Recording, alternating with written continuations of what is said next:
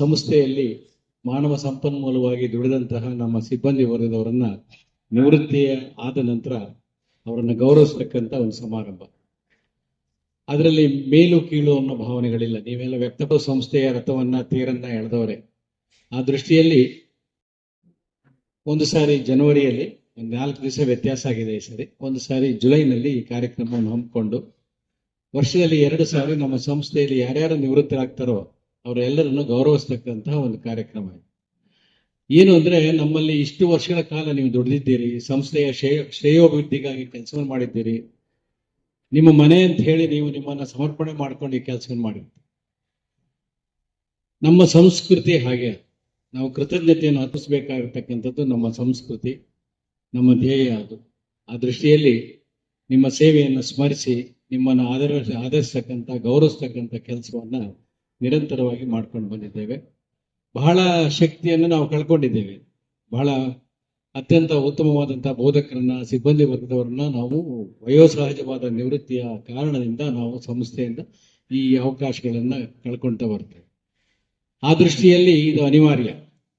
ಬಹಳ ಜನರಿಗೆ ಈಗ 60 ಅಂತ ಹೇಳಿದ್ರೆ ಬಹಳ ದುಡಿಯೋ ವಯಸ್ಸೇ. ಈಗ 60 ಬಹಳ ನಿವೃತ್ತಿ ಸರ್ಕಾರದ ಕಾನೂನಿನ ಪ್ರಕಾರ ಅಷ್ಟೇ ಹೊರತು ಇವತ್ತಿನ ವಯೋಮಾನದ ಪ್ರಕಾರ 60 ಅಂತಹ ವೃದ್ಧಾಪ್ಯದ ವಯಸ್ಸಲ್ಲ. ಕಸು ಇರ್ತದೆ, ಶಕ್ತಿ ಇರ್ತದೆ, ದುಡಿಯಂತ ಇದೆ. ಆ ದೃಷ್ಟಿಯಲ್ಲಿ ನಮ್ಮ ಸಂಸ್ಥೆಯ ಜೊತೆಯಲ್ಲಿ ಇನ್ನೂ ಒಂದಿಷ್ಟು ಕೈ ಜೋಡಿಸ್ತಕ್ಕಂತಹ ಅವಕಾಶಗಳು ನಿಮಗಿದ್ದಾವೆ. ನಿವೃತ್ತಿ ಆದ ನಂತರವೂ ಸಹ ನಿಮ್ಮದೇ ಆದ ಸಂಸ್ಥೆಯ ಜೊತೆಯಲ್ಲಿ ಕೈ ಜೋಡಿಸಿ ಸಂದರ್ಭಗಳು ಬಂದಾಗ ನಿಮ್ಮನ್ನ ನಾವು ಬಳಸ್ಕೊಳ್ತೇವೆ. ನೀವು ಸಹ ನಮ್ಮ ಜೊತೆಯಲ್ಲಿ ಸ್ಪಂದಿಸಿ ನೀವೇನು ಅನ್ಕೊಂಡಿದ್ದೀರಿ ಅದೇ ರೀತಿ ನಾವು ಅನ್ಕೊಳ್ತೇವೆ. ರಾಜ್ಯದ ಅತ್ಯಂತ ರಾಷ್ಟ್ರೀಯ ಶಿಕ್ಷಣ ಸಮಿತಿ ಅಂತ, ಅದರಲ್ಲಿ ಯಾವುದೇ ಅನುಮಾನ ಇಲ್ಲ.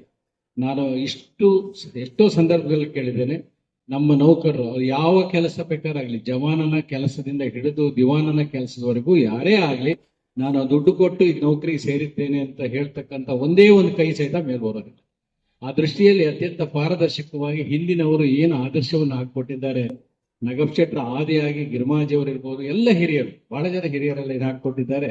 ಆ ಹಾದಿಯಲ್ಲೇ ನಾವು ಸಹ ಆಡಳಿತ ಮಂಡಳಿಯವರು ನಡೀತಾ ಇದ್ದೇವೆ. ಮುಂದೂ ಸಹ ನಡ್ಕೊಂಡು ಹೋಗ್ತಕ್ಕಂತಹ ವ್ಯವಸ್ಥೆ ಇದೆ. ನಮ್ಮ ಆಜೀವ ಸದಸ್ಯರುಗಳು ಅಷ್ಟೇ ಕೆಪಾಸಿಟಿ ಇರ್ತಕ್ಕಂಥವ್ರು, ಅಷ್ಟೇ ಪ್ರಬುದ್ಧರಿದ್ದಾರೆ. ಮುಂದಿನ ಆಡಳಿತ ಮಂಡಳಿಗಳೂ ಸಹ ನಾವು ಆಯ್ಕೆ ಮಾಡುವಾಗ ಅಂತಹ ಪ್ರಬುದ್ಧರನ್ನೇ ಆಯ್ಕೆ ಮಾಡಿದ್ದೇವೆ. ಆಜೀವ ಸದಸ್ಯರನ್ನ ನಡೆಸ್ಕೊಂಡು ಹೋಗ್ತಕ್ಕಂಥ ಭರವಸೆ ನಮಗಿದೆ.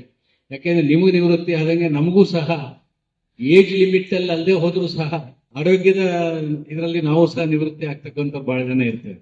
ಆ ದೃಷ್ಟಿಯಲ್ಲಿ ಇದೇ ಪಾರದರ್ಶಕವಾದ ಆಡಳಿತ ಮುಂದುವರಿಯುತ್ತೆ. ಮಾನವ ಸಂಪನ್ಮೂಲವನ್ನು ಬೆಳೆಸ್ತಕ್ಕಂಥದ್ದು, ಮಾನವೀಯ ಸಂಬಂಧಗಳನ್ನು ರೂಢಿಸ್ತಕ್ಕಂಥದ್ದು, ಮಾನವೀಯ ಮೌಲ್ಯಗಳನ್ನು ಹೆಚ್ಚು ಮಾಡ್ತಕ್ಕಂಥ ಉದ್ದೇಶ ನಮ್ಮ ಶಿಕ್ಷಣ ಸಂಸ್ಥೆದು. ಇಲ್ಲಿ ಓದಿದ ಎಲ್ಲ ವಿದ್ಯಾರ್ಥಿಗಳು ಸಹ ಸುಸಂಸ್ಕೃತರಾಗಿ, ಸಂಸ್ಕಾರವಂತರಾಗಿ ಮುನ್ನಡೆಯಬೇಕು, ನಾಗರಿಕ ಸೇವೆಯನ್ನು ಮಾಡಬೇಕು ಅನ್ನೋ ನಮ್ಮ ಆಶಯ.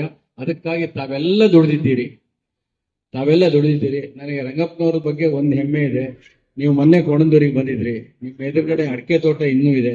ಈ ಸಾರಿ 50,000 ರೂಪಾಯಿ ಅದ್ರ ಫಸಲು ಹರಾಜಾಗಿತ್ತು. ಸ್ವತಃ ನೀವೇ ಬೆಳೆಸಿರ್ತಕ್ಕಂಥ ಅಡಿಕೆ ತೋಟ ಅದು. ಅಂದ್ರೆ ನಾನು ಯಾಕೆ ಈ ಮಾತನ್ನು ಹೇಳಿದ್ರೆ, ಎಲ್ಲ ನೌಕರರು ಸಹ ನೀವು ಯಾವ್ಯಾವ ಸಂಸ್ಥೆನಲ್ಲಿ ಕೆಲಸ ಮಾಡಿದ್ದೀರಿ ಅಲ್ಲಿ ಶಾಶ್ವತವಾದ ಯಾವುದಾದ್ರೂ ಒಂದು ಕಾರ್ಯವನ್ನು ಮಾಡಿದ್ರೆ ಅದು ಸದಾ ನಿಮ್ಗೆ ಆತ್ಮತೃಪ್ತಿಯನ್ನು ಕೊಡುತ್ತೆ ಅನ್ನೋದು ನನ್ನ ಭಾವನೆ. ಆ ದೃಷ್ಟಿಯಲ್ಲಿ ನಿಮ್ಮ ಕೆಲಸವನ್ನು ಮಾಡಿದ್ದೀರಿ, ಕರ್ತವ್ಯವನ್ನು ಮಾಡಿದ್ದೀರಿ, ಅದರ ಬದ್ಧತೆಯನ್ನು ತೋರಿಸಬೇಕಾದಂಥದ್ದು ಅತಿ ಅವಶ್ಯಕ ಇರುತ್ತೆ. ಈಗ ನೀವೆಲ್ಲ ನಿವೃತ್ತಿಯಾಗಿದ್ದೀರಿ, ಹಿಂದ್ಗಡೆ ಕೂತಂಥವ್ರಿಗೆ ಬಹಳಷ್ಟು ಅವಕಾಶಗಳಿದ್ದಾವೆ.